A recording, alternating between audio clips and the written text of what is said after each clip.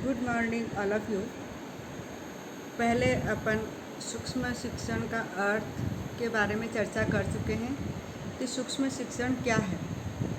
जैसा मैं आपको एक संक्षिप्त में बताना चाहूँगी कि नाम से ही विदित है सूक्ष्म शिक्षण, यानी ऐसा शिक्षण जिसमें सब कुछ सूक्ष्म हो। सब कुछ का मतलब है विद्यार्थियों की संख्या सूक्ष्म होना चाहिए, विषय वस्तु सूक्ष्म है और समय अवधि भी सूक्ष्म है।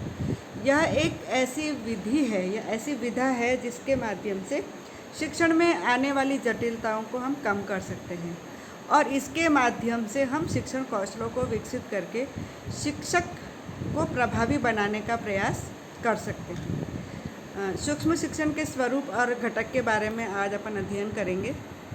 इस प्रविधि के नाम से ही इसके स्वरूप का बोध होता है। इस प्रविधि के अध्ययन में पाठ योजना, छोटी कक्षा में छात्रों की संख्या, क्रम, शिक्षण प्रकरण का छोटा रूप, शिक्षण की अवधि 5-10 मिनट होती है। छात्र अध्यापक के शिक्षण का निरीक्षण किया जाता है। शिक्षण समाप्त होने पर वाद विवाद किया जाता है। छात्र अध्यापकों को शिक्षण क्रियाओं की जानकारी कराई जाती है और विकास के लिए सुझाव दिए जाते हैं। फिर छात्र अध्यापक उसी पाठ को पुनः शिक्षण करता है और वाद विवाद के पश्चात प्रतिपुष्टि प्रदान की जाती है और यह क्रिया चलती रहती है ताकि छात्र अध्यापक में शिक्षण कौशल का विकसित किया जा सके। कहने का तात्पर्य यहाँ पर यही है कि जो भी विषय वस्तु पढ़ाई जाती है, पहले उस विषय वस्तु की योजना तैयार की जाती है। योजना तैयार करने के बाद वह छात्र अध्यापक शिक्षण कार्य करता है।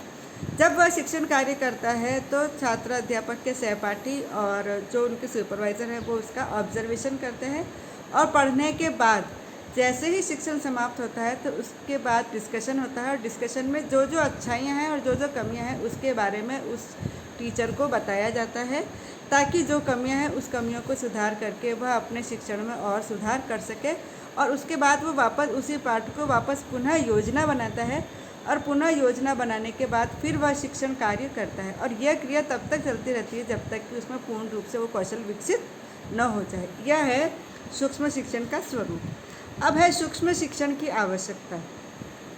सेवा पूर्व और सेवारत शिक्षक की शिक्षण प्रक्रिया में सुधार लाने की दृष्टि से सूक्ष्म शिक्षण एक अच्छी विधि है, क्योंकि आज शिक्षा के क्षेत्र में अनेक नवाचार हो रहे हैं कि कम समय में कैसे कुशल शिक्षक तैयार किए जा सकें। सूक्ष्म शिक्षण कार्यक्रम द्वारा प्रशिक्षणार्थियों को प्रारंभ में ही आत्मविश्वास के साथ शिक्षण कार्य कराया जाए। सूक्ष्म शिक्षण की आवश्यकता निम्नलिखित है। पहला है अध्यापक शिक्षा के क्षेत्र में होने वाले नवाचारों से शिक्षा जगत को अवगत कराना, जिससे छात्र अध्यापक आत्मविश्वास के साथ कम समय में शिक्षण कौशलों का आयोजन कर सके। यानी कि जैसे जैसे बच्चे वह शिक्षण कार्य करता है तो उसमें कॉन्फिडेंस डेवलप होता है कि वह किस तरह से कक्षा में पढ़ाना है। दूसरा है सूक्ष्म शिक्षण द्वारा वास्तविक छात्रों के स्थान पर सहपाठी छात्र अध्यापक की कक्षा के छात्र हो जाते हैं।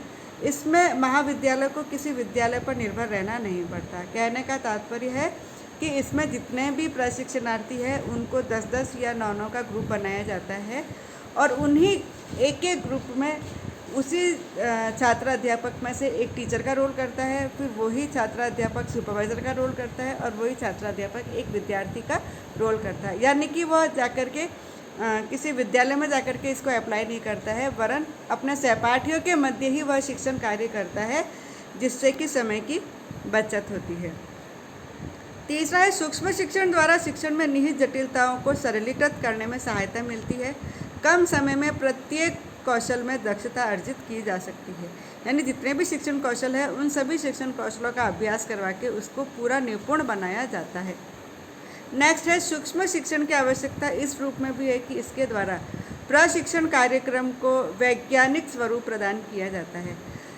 अध्यापक पढ़ाते समय वीडियो टेप आदि का प्रयोग कर सकता है। इससे वह अपने शिक्षण में रहने वाली कमियों को बार बार अभ्यास करके सुधार सकता है।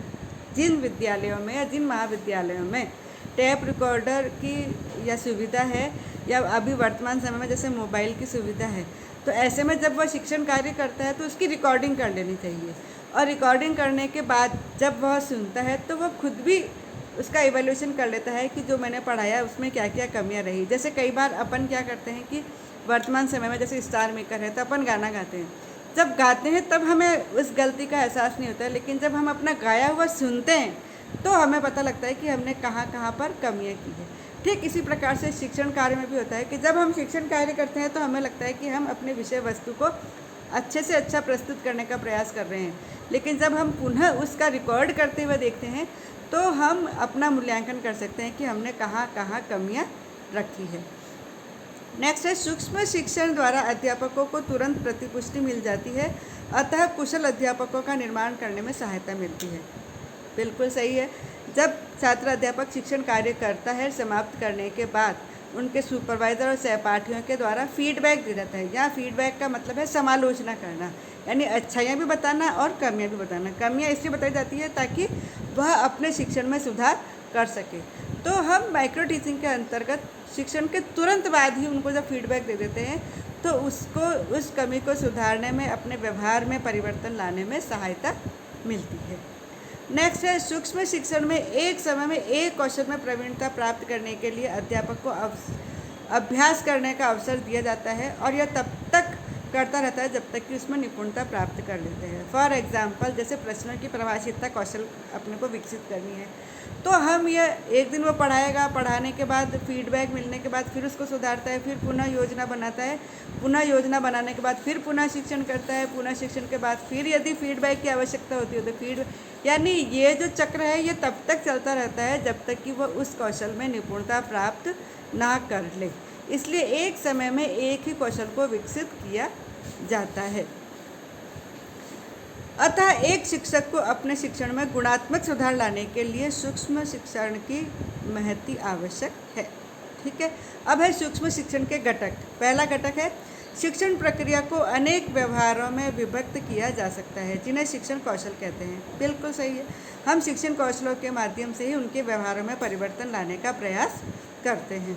दूसरा है, शिक्षण अनेक कौशलों का योग है जिन्हें नियंत्रित वातावरण में विकसित किया जाता है। जब कक्षा में वह शिक्षण कौशलों को प्रयुक्त करता है तो उनको एकीकृत करते हुए उस शिक्षण कौशल का प्रयोग करता है। तीसरा है, शिक्षण प्रक्रिया को सरल प्रक्रिया में विभक्त कर उनके वांछित कौशलों को विकसित करता है और उन कौशलों को जोड़कर पूर्व शिक्षण में पूर्ण शिक्षण कर सकते हैं ताकि शिक्षण उद्देश्यों की प्राप्ति कर सके।